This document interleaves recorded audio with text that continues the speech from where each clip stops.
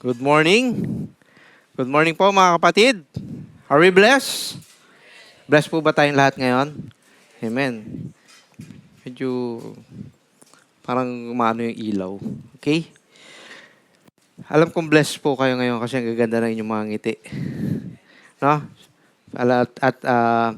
Wala pa namang sahod, pero kahit walang sahod, maganda po ang ating mga ngiti. Amen? Purihin po ang Panginoon sa umaga pong ito. Palakapan po natin ang Panginoon. Okay, so, andito pala. Okay. Ito. May dala po akong tissue. Baka po kasi maiyak ako eh. Okay. So, ito po ang ating theme for the month, The Power of His Blood. Alam ko po na for almost 1 month ay napakapakinggan natin lagi ito. At siguro kabisado nyo na, no? Yung sinasabi po tungkol dito. Anyway, brothers, welcome. Sometimes we speak English, sometimes Tagalog, but it's okay. I think some brethren will translate to you the Tagalog words. Okay? So, just sit and relax, brother. Okay? So, the power of His blood. How important it is that we know that there's a power in the blood of Jesus. Alam na po natin itong lahat. Alam ko po na we all know this, but we need to fully, not just to kinain natin o pumasok sa ating bibig, ginuya natin, but we need to take all the nutrients from the power of His blood. It's not just come inside and then just come out. Okay? Hindi po ganun yun. You know what? Kasi po, ang ating pagiging Kristiyano is not about napakinggan mo, tapos na. Sinara mo na yung Bible mo, pagkatapos mo pakinggan, okay na, nakapunta na ako ng church. I just came to church, and then my sin is forgiven because I go to church. It's not about that, mga kapatid. Okay? So, the power of His blood, dito po tayo pala. Okay? Ating topic for this morning ay, by His blood, we are saved. Through the ultimate sacrifice, we find our redemption. In His suffering, we found our freedom. Ito po ang ating verse. Pwede po ba tayong tumayong lahat at basahin natin ang ating verse? Okay? Romans chapter 5, verse 9. Much more then, having now been justified by His blood, we shall be saved from wrath through Him. Tayo po manalangin. Father God, thank you for your words. Thank you for your wonderful message, Panginoon Lord God, for this month, Panginoon Lord God, na maintindihan namin ang inyong salita, Panginoon, through the power of your blood, Panginoon. Kami po ay niligtas mo, Panginoon. Thank you, Father. Panginoon, patuloy po kaming hawakan, patuloy po kaming gabayan. Lord, seek our hearts, Panginoon, sa mga oras na ito, Panginoon. Lord, if you find the unrighteousness, Panginoon, Lord God, Lord, forgive us, Panginoon, for all of our sins, Panginoon. Patuloy po kaming samahan, patuloy po kaming ingatan, at patuloy po kaming gabayan, Panginoon. Sa pag-aaral na yung salita, ikaw po ang magbukas. Open our eyes, open our ears, Panginoon. Spiritual eyes and spiritual ears, Panginoon, through your word, Panginoon. Ikaw po mag-usap sa amin, Panginoon, Lord God. Sa pangalan ni Jesus, Ama, ito pa ang dalangin. Amen and amen. Okay, so makakaupo na po tayong lahat. Okay, sabi po dito, much more than having now been justified by His blood, we shall be saved from wrath through Him. Alam mo yun, when we study Romans, marami po tayong maintindihan na sinulat po ni Apostle Paul, itong Romans, kasi po dito sinabi niya na ang lahat, for we all have sinned and we didn't pass the standard of the Lord. Do we believe in that? Hindi tayo pumasa. Amen? Hindi tayo pumasa. Lahat tayo ay failed. Amen? Subalit, dito po sa verse nito, basahin ko po sa inyo ng buo. Therefore, having been justified by faith, we have peace with God through our Lord Jesus Christ, through whom also we have access by faith into this grace in which we stand and rejoice in the hope of the glory of God. And not only that, but also glory in tribulations, knowing that tribulations produces perseverance, and perseverance, character, and character, hope. And last, now hope that does not disappoint, because the love of God has been poured out in our hearts by the Holy Spirit who was given to us. Dahil tayo po ay na-justified na, tayo ay meron ng peace with God. Amen? After the peace of God, He gave us the access to come to Him directly. Amen? We don't need the altar in our home. Our altar is in our hearts. Amen? Because He is in spirit and in truth. Okay? Last May 8, Pastor Roy speaks about justification. Okay? Kaya nga po, sabi ko nga, i-wrap up natin yung mga narinig natin for the whole month. Being justified by faith means having been declared righteous then by faith. And last week, Pastor Dave speaks about redemption. Amen? In Ephesians 1:7, we are redeemed by the blood of the Lamb. In Him we have redemption through His blood, the forgiveness of our trespasses, according to the riches of His grace. Ganun kasaya na alam mong ikaw ay redeemed. When you are in bankruptcy, imagine, no? Imagine bankrupt ka na. And then suddenly someone held your hand and saying, I'm going to help you on your bankruptcy. What will you feel? Ano maramdaman ninyo? Hindi lang saya, no? Para bang naglulumandag ka sa joy. Para bang sobrang saya mo. Dahil on your weakest point of your life, nakita mong merong taong magliligtas sa'yo. Amen? To wrap up po, all about the power of His blood, there are 5 things na kailangan po natin pag-usapan. Mabilis lang po ito limang ito. Kasi na-tackle na po ni Pastor Dave yung redemption, justification. Number 1 po is atonement. Ano yung atonement? It is a foundational act. Ito po yung ginawa ng Diyos para tayo ay mabihisan sa ating kahubaran. Ano po ibig sabihin nito? Ito po sa Genesis 3. Alam ko nawala. Okay, ang first act of atonement po is nasusulat po sa Genesis chapter 3. Okay? Okay? Genesis chapter 3 verse 21, ito po yung nagkasala si Adan at si Eva. In verse 21, the Lord God made garments of skin for Adam and his wife and clothed them. Alam niyo nangyari? Ito po yung pagkatapos nung sila ay nag-disobey. Okay. Pagkatapos po nito sila ay nag-disobey, God provided this clothing to replace the inadequate coverings. What is this coverings? Of fig leaves that Adam and Eve sinuot nila para sa kanilang sarili. Ano po ibig sabihin nito? Sapagkat hindi kailanman naging katanggap-tanggap sa harap ng Diyos. Pakitranslate nyo nga sa English. Okay? Tinagalog ko na para mas madali ko pong sabihin. Okay? Hindi katanggap-tanggap sa harap ng Diyos na pagtakpan natin ng ating sariling kahubaran. Do you believe on that?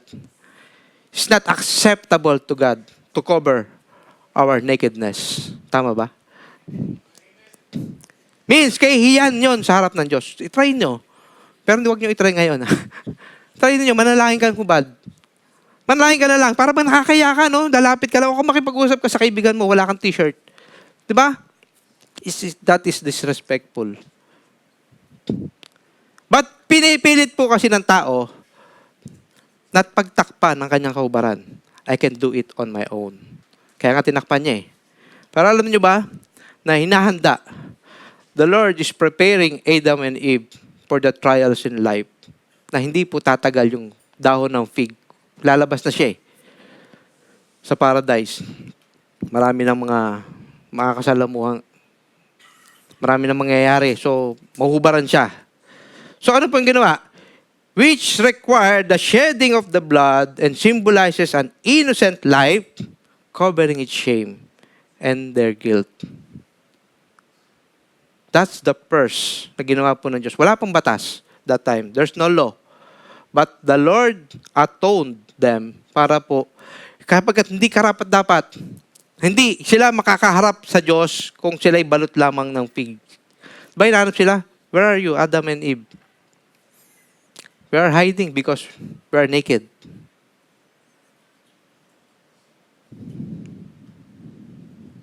Atonement is the process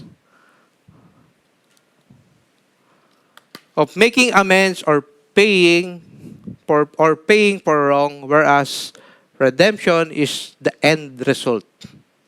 Actually, pangalawa po itong redemption. Hindi ko alam ba't nag-number 1 ulit yan. Restored or liberated from the consequences of sin. Atonement is the act of paying the price, while redemption is the freedom of or restoration gained as a result. Alam ko, naintindihan natin yung redemption, no? Last week, pinag-aralan po natin yun. Nakalimutan na ba natin kagad?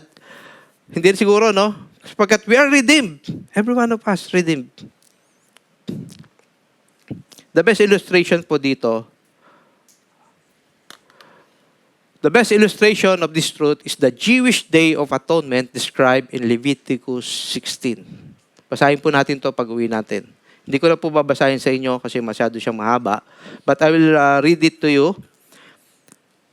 2 goats were presented to the altar.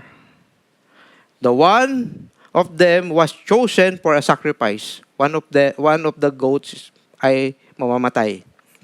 The goat was slain, and its blood taken into the Holy of Holies and is sprinkled on the mercy seat, that golden cover of the Ark of the Covenant.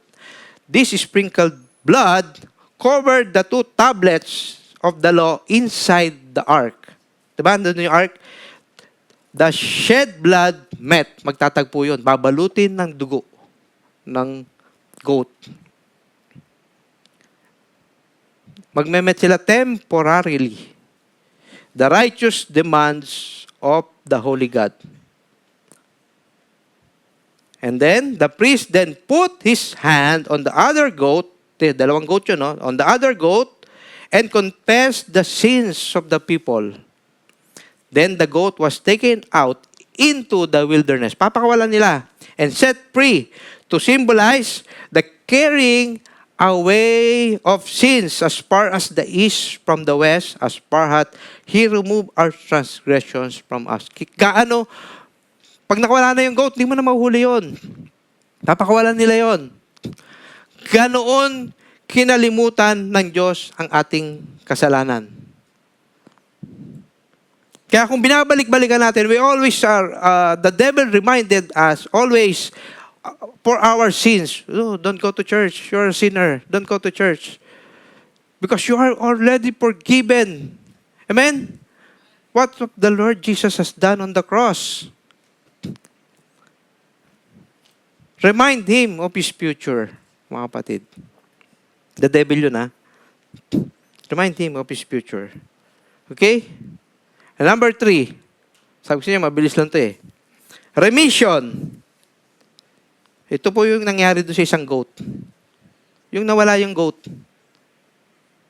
Wag po kayo mag-alala na parang sobrang bilis naman kasi yung huling illustration po matagal eh. Kaya inibibilisan ko po dito. Ha? Baka umabot pa po tayo mag-extend pa tayo ng 10 minutes pero hindi naman. Okay. Remission. Because in Hebrew 9:22, according to the law, almost all things are purified with blood. And without shedding of the blood, there is no remissions. Ito po yung goat. Hinalintulad nyo dun sa... Pinalis mo yung goat. No? Nilagay dun yung kasalanan mo. Tapos, inalis yung goat. Sabi nga, from east to west. Kung hindi mo na siya matatagpuan. Sending away or cancellation of debt, or sending away of guilt and penalty cause of sin. Kinalimutan na ng Diyos yung kasalanan mo na yon. Kaya wag mo nang balikan. Okay? But, we need to understand, without acknowledging what Christ has done on the cross, there's no forgiveness of sins. Okay? Hindi ka pinalaya ng Diyos para gawin mo ang gusto mo. You are not free to do whatever you want. Amen? We are not free for nothing. Salvation is free. Yes, but it is not cheap. Tandaan po natin yan, mga kapatid. Hindi cheap. Sabi nila, just faith alone? Okay, I have faith. Okay, I'm saying now, I have faith. So, maliligtas na ba ako? Pupunta na ako sa langit? If your faith is true, yes. If your faith is from your heart, yes. If you understand the finished work of the Lord Jesus on the cross, yes. But, if you're just saying faith, sinasabi mo lang, pero hindi nakikita sa buhay mo,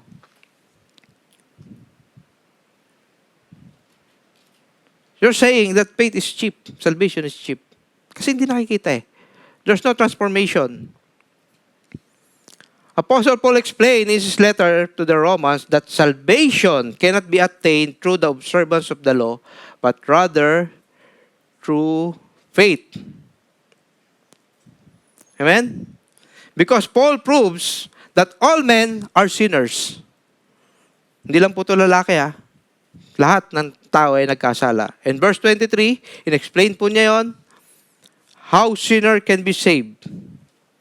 And it is true justification by faith. Number 4 na po tayo, hindi 1. Nakalimutan ko pa-edit. Okay?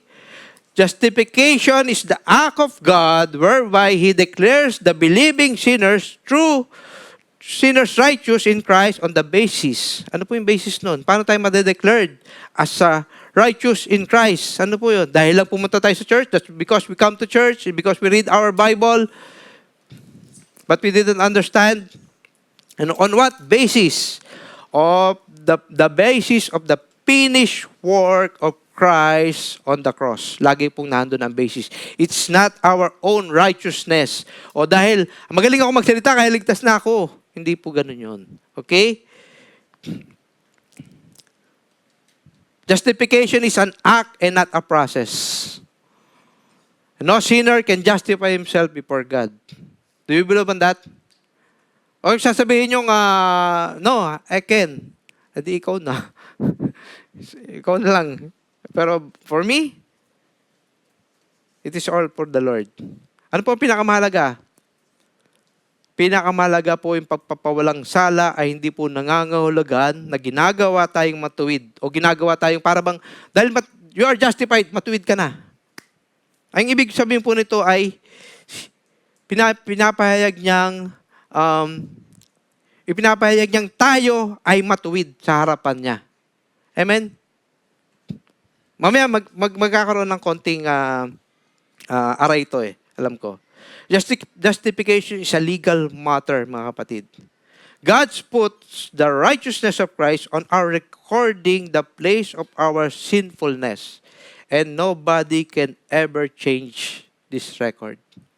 If you are justified by faith, remember, you can come and you have access to God.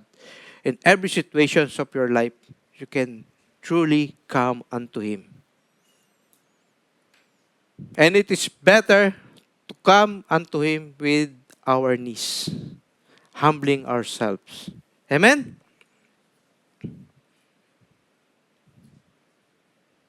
Okay? Romans 3:21-24. But now, the righteousness of God apart from the law is revealed. Being witnessed by the law and the prophets, even the righteousness of God through faith in Jesus Christ, and all who believe. For there's no difference, for all we have sinned and fall short of the glory of God, being justified freely by His grace through the redemption that is in Christ Jesus. When Jesus suffered the wrath of God on the cross for the sins of the world, He finally met the demands of God's law and also expressed the love of God's heart. Amen? Wala na. Wala na tayong kailangan gawin. We all need to do is to come unto Him. Amen? Okay. Number 5. Bilis, no? Sanctification. Dito na po. Dito, sa totoo lang po, when we talk about sanctification, marami po ang kumakamot sa ulo. Marami ang pumuputi ang buhok. Kaya siguro puti na buhok ko. Okay? Sanctification is setting us apart from sin and empowering through the power of the Holy Spirit. Para saan po? Para maging tayo magaling? Para masabi lang, ikay mabuti, ikay mabait, ikaw ay nakasusunod sa Diyos? No! To develop a Christ-like character. Amen? It is a lifelong process of being made holy following justification. The Holy Spirit begins to transform the believers. Ang haba ng English, no? Sa Tagalog, pagiging banal. And when it comes to holiness, alam po natin na hindi natin kaya yan. No one is holy unless, except God, unless you come to His presence, unless you come to Him, unless you are covered by the blood of Christ, then hindi ka magiging holy. Kaya hindi tayo pwede mag-act like para bang kung sino ng banal. We are all sinners. But because of what Jesus Christ done on the cross, babalikan natin yung finished work of Jesus on the cross. Sabi nga kanina, di ba, salvation is free but not cheap. Dahil po sa ginawa ng Panginoong Kristo. Marami natatakot when we talk about sanctification. Ay, hindi ako bagay dyan, hindi ko kaya to eh. Yes? Because makarinig lang ako ng mga, hindi ko gustong pakinggan, lumalabas yung pagiging tigre ko eh. Yung ganun ba? Sabi nila, wag ako. Not me. Okay, wag ako. Ganun yun eh, di ba? Because pride is nangunguna sa atin. Okay? Kaya ba natin to? Kaya ba natin to? Hindi po. Aminin natin na hindi natin kaya to. But, in 1 Peter chapter 1, verse 15 to 17, but He who called you is holy. Amen? Lahat ba tayo tinawag ng Diyos? Every one of us is called by God. Because it is written, be holy, for I am holy. And if you call on the Father, who without partiality judges according to each one's work, conduct yourself throughout the time of your stay here in fear. Ang sabihin lang to, matakot ka sa Diyos. Huwag kang matakot sa mga tao. Huwag kang matakot sa sasabihin nila. Gawin mo ang tama. Gawin mo ang mabuti sa harap ng Diyos. Okay? But hindi na naman tayo dapat maging rough. I remember, merong po akong nakausap. I just talked to one of my colleague. And then before he said to me that he attending church. Then suddenly, one of the pastors or the preachers saying that if you are not a son of God, you are a son of the devil. Nagulat siya. Sabi niya, teka, hindi ba ako son of God? Ano ba ako? Hindi ako ma-attend ng church o hindi niyo ako membro? Son of the devil na kagad ako? Hindi na siya bumalik ng church. Kaya minsan, it's not about para bang hurt someone, but the Bible said, yes, it's true. But we must not be harsh, to speak about that. Kasi minsan, natatakot yung tao eh. Para magpupunta na lang ako dito dahil ayoko magpunta sa impyerno. No. Yes, takot tayo sa impyerno, but we come here because God loves us. No? But it's not because we're just afraid to go to hell.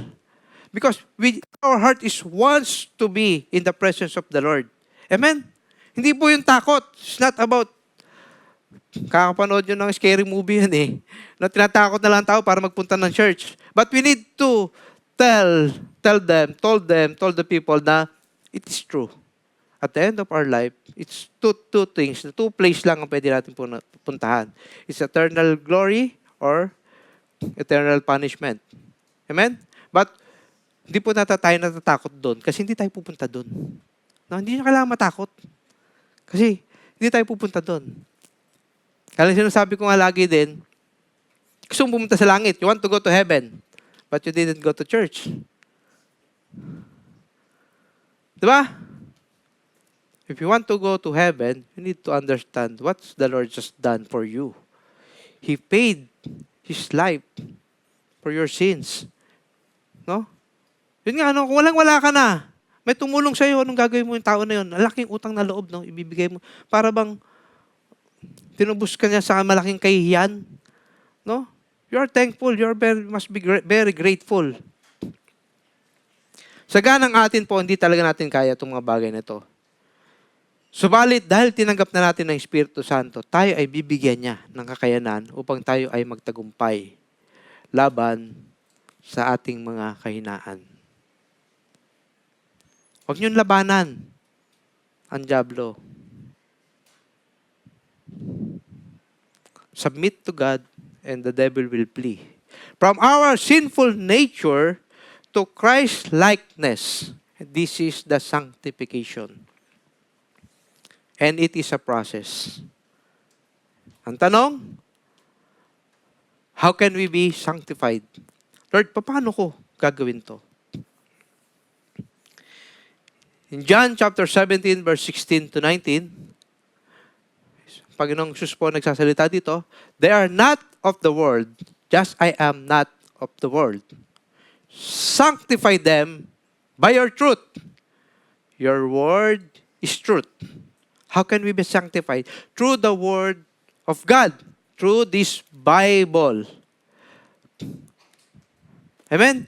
But if we didn't read the Bible or we didn't know what is written inside, how can we be sanctified? How can we face God if we are naked?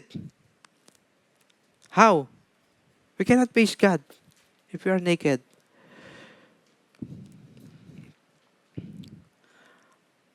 As you sent me into the world, I also have sent them into the world. And for their sake, it means for our sake, sabi niya, I sanctify myself that they also be sanctified by the truth. And the truth is no other than Jesus Christ. Siya ang katotohanan. It's written in John 14:6. Sanctify them by your truth. Your word is truth. It means through prayer and meditation. May nabasa nga ako, naalala ko lang. Sabi niya, you don't need to pray. You just need to obey. Nabasa niyo ba yun? Sabi ko, how can we obey? We are rebellious before. No? How? Hindi nga kaya sumunod ng tao eh. Sabi, hindi ba mahalaga ang panalangin? Hindi ba mahalaga ang panalangin? Mahalaga, di ba? Sapagkat without prayer, paano natin inilalapit sa Diyos ang ating mga hinaing? Paano na tayo ililigtas sa putik na ating kinasasadlakan kung di tayo mananalangin? True prayer and meditation of His words will transform us in the image of Christ. The TNO, the Tribes and Nation Outreach, lagi po sinasabi sa atin to, kung saan ka nakababad, yun yung lasa mo. When you are where you are marinated, then that's your taste. Taste ba? Tama ba? That's your mali, parang mali. Okay. Hindi, ginigising ko lang, baka tulog na. Okay? Pagbabad ka sa salita ng Diyos, then you will become holy. That's why binili niya kay Joshua, nung si Joshua na maglilid sa Israelita, meditate it day and night. Sabi niya kay Joshua. Kasi kung hindi niya i-meditate ito, hindi siya magtatagumpay. Amen? Do not neglect the word. Try po ninyo, once a week lang kayong kumain ng kanin at ng ulam. Kung every Friday or every Thursday night lang kayo nakikinig ng salita ng Diyos o nagbabasa o nagme-meditate nito, what will happen to you on the next day? You try it. Hindi lang kayo magiging slim. Niwang kaayo, sabi sa Bisaya. Mamamayat talaga kayo. We will be malnourished. Amen, mga kapatid? Iginagawa ko lang po example, no? That's why we need to understand what is written in the Bible. Gaano kahalaga? Gaano kahalaga ang salita ng Diyos sa buhay mo? Jesus asked His disciples, "Who am I for the people? What they are saying about me?" They say that you are a prophet, you are a teacher. And Jesus told Peter, "Who am I for you?" Sino ako? You are the Messiah. Sino si Jesus sa buhay natin? That is first and foremost na kailangan nating maintindihan. Sino si Jesus sa buhay ko? Kung aalalahanin natin ang ginawa ni Kristo sa krus ng Kalbaryo, na dapat tayo mamatay sapagkat ang kabayaran ng kasalanan ay kamatayan, subalit ang libreng kaloob ng Diyos ay buhay na walang hanggan sa pamamagitan ni Kristo Jesus na ating Panginoon. Amen? Malinaw po ba na, alam niyo may kasunod ditong, may second batch po itong preaching na to. Parang nabasa ko kagabi kasi nire-review ko to. Sabi ko parang meron tong maganda pang kasunod. Kasi hindi ko po binigyan ng diin itong sanctification, but we need to understand that this is our Christian living. Yung ito pong sanctification. Paano tayo namumuhay bilang isang mga Kristiyano in this cruel world. Yes? Because sometimes hindi po umaayon sa atin ang mundo. Minsan lagi tayong mali, kahit na tama ka, mali ka pa din. Amen?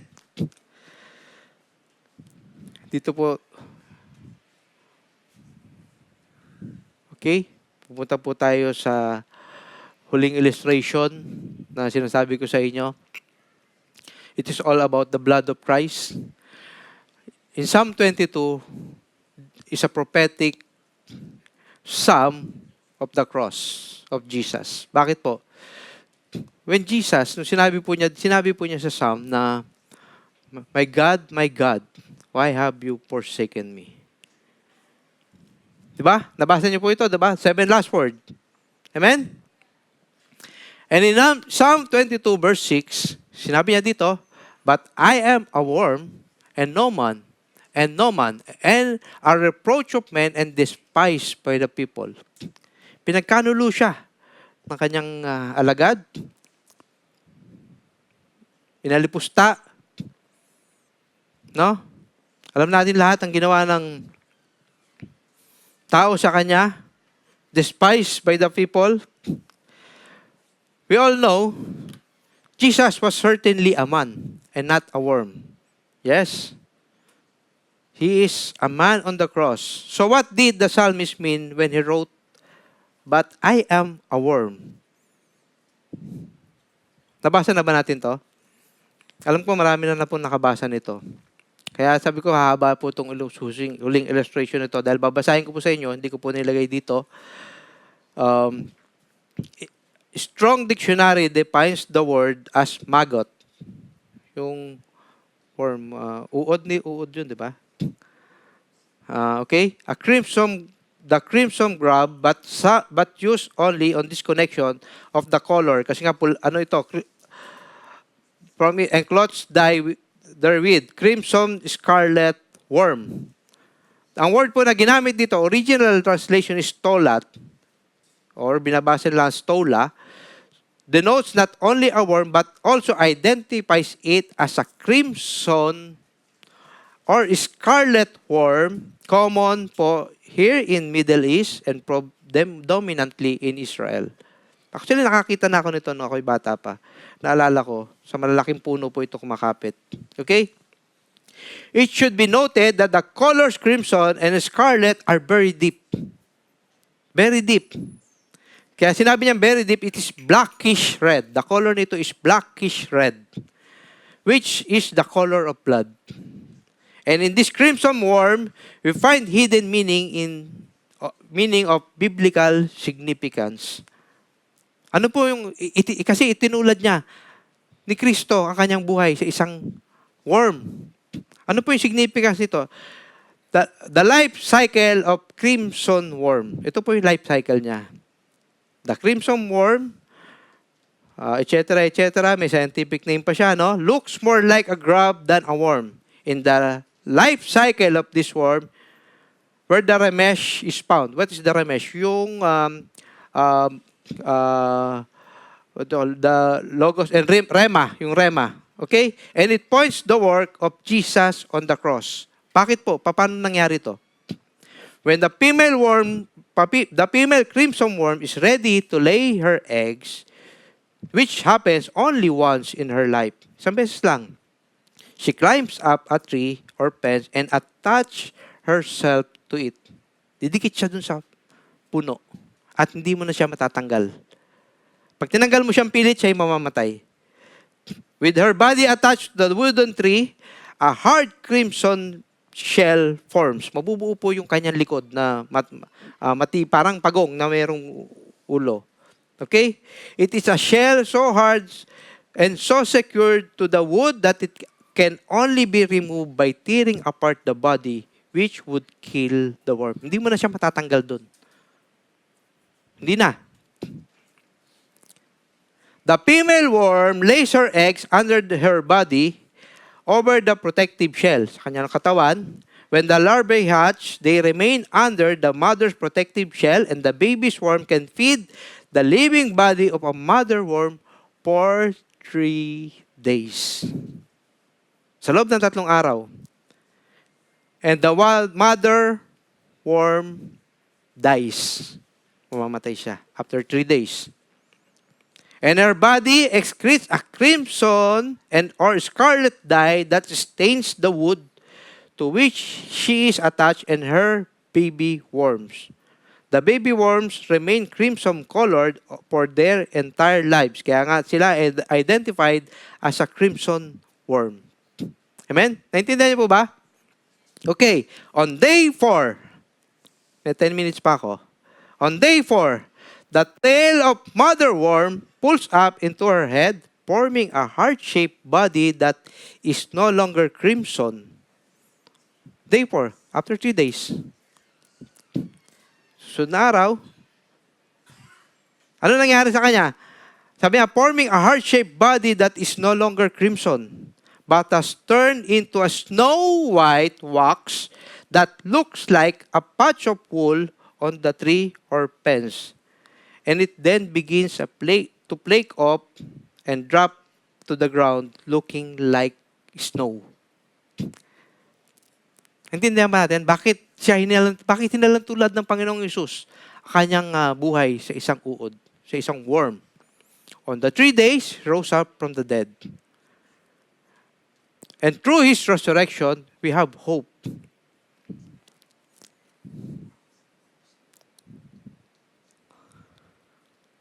In Isaiah chapter 1 verse 18, sabi dito, "Come now, let us reason together, says the Lord. Through your sins like scarlet, they shall be as white as snow.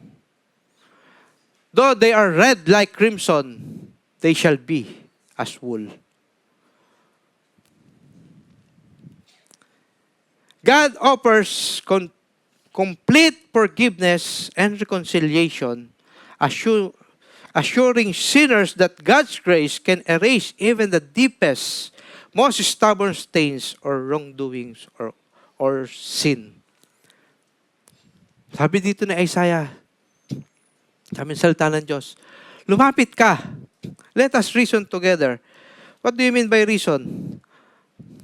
Sabihin mo kung anong yung ginasama ng loob. Sabihin mo kung ano yung mga kasalanan mo.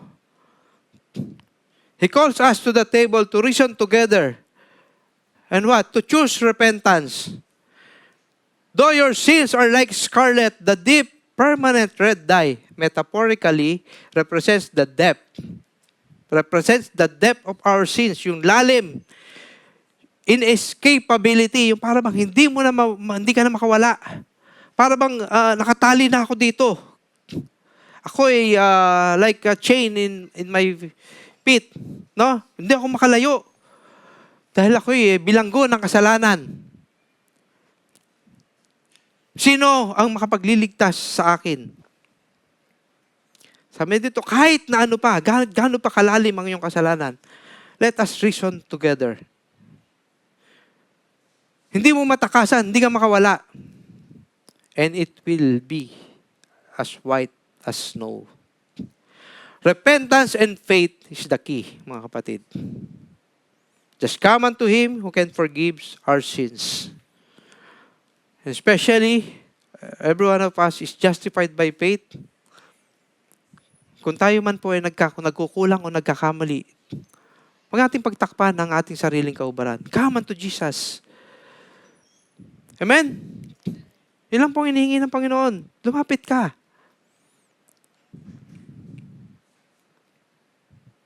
Just come unto Him who can forgive our sins. Sino po yung lalapit natin? The one that people despise. Si Jesus Christ. Kung paano ikay nirakan o paano ikay pinagsabihan ng masama, matindi pa ang ginawa sa Panginoong Isus. Sabi ng isa nakapako sa krus, hindi ka ba nahihiya? Siya hindi nagkasala. Subalit tayo makasalanan. Put our faith unto Him that can cleanse us from our sins. Hindi po tayo kay Pastor Abner nagko-confess na ating mga kasalanan. But it can help po kung hindi nyo na kaya. Speak out to pray for you, sa inyong mga pastors o sa inyong mga leaders. Kung hindi nyo makaya magsalita sa pastor dahil puro kami lalaki at babae may problema, come to the pastor's wife. No? May pong mga asawang pastor. Okay? And have faith that only Jesus can save us from the wrath of God. Amen? Naintindihan po natin? Palakapakan po natin ng Panginoon. Okay, tayo po lahat ay tumayo at manalangin. Hallelujah, Jesus. Hallelujah, Lord God. Thank you, Father, for your word. Thank you, Jesus, for the sacrifices that you have done on the cross, Panginoon. For giving us a freedom to come unto your presence, God. Lord Jesus, continue to touch our hearts, Panginoon. Continue to guide us, Panginoon, sa umagang ito, Panginoon. Lord, we are here, Panginoon, your church, Panginoon, Lord God, at praying together, Panginoon, as a one body, Panginoon. And you promise us that you will come back for us, Panginoon. Lord, ano man po ang pinagdaraanan ng iyong mga anak, ikaw po ang mananagumpay, Panginoon, sapagkat kami, binago mo, Panginoon. Kami, yung ginagabayan, Panginoon, yung banal na Espiritu. Panginoon, patuloy mo pong anoint ang iyong mga anak, Panginoon, Lord God. At through your blood, Panginoon, truly we are redeemed by the precious blood of our Lord Jesus. Continue to guide us, Panginoon. Fill us with your word. Fill us with your presence, Panginoon, Lord God. Change our hearts, Panginoon. And Lord, continue to fix our eyes on you, the author and finisher of our faith. Panginoon, ang lahat na ito ay pong patuloy na hinihiling sa inyo, Panginoon, Lord God. Continue to bless your church. Continue to bless your people, Panginoon, Lord God. And, Panginoon, ang mga kapatid namin na wala dito at ang mga nakikinig through online, touch their hearts, Panginoon, Lord God. Lord, nawa, Panginoon, Lord God, ay matagpuan mo po kaming karapat-dapat, Panginoon, Lord God, sa inyong panawagan, Panginoon, Lord God. Ang karapat-dapat, ang righteousness ng Panginoon sa Kristo ay laging nasa amin, Panginoon, sapagkat tinanggap na namin ito, Panginoon. Lord, thank you, Father. Thank you, Jesus, for your word. Thank you for your brethren, Panginoon. Thank you for the Holy Spirit, Panginoon, Lord God, the presence of the Holy Spirit na pumagitna sa aming lahat, Panginoon. At patuloy po kami samahan at gabayan, Panginoon, at ang pag-ibig ng Panginoong Kristo, the peace of Jesus Christ, and the pagsama ng Banal na Espiritu ay sumaating lahat ngayon at magpakailanman. Sa pangalan ni Jesus, ito pamdalangin. Amen and amen.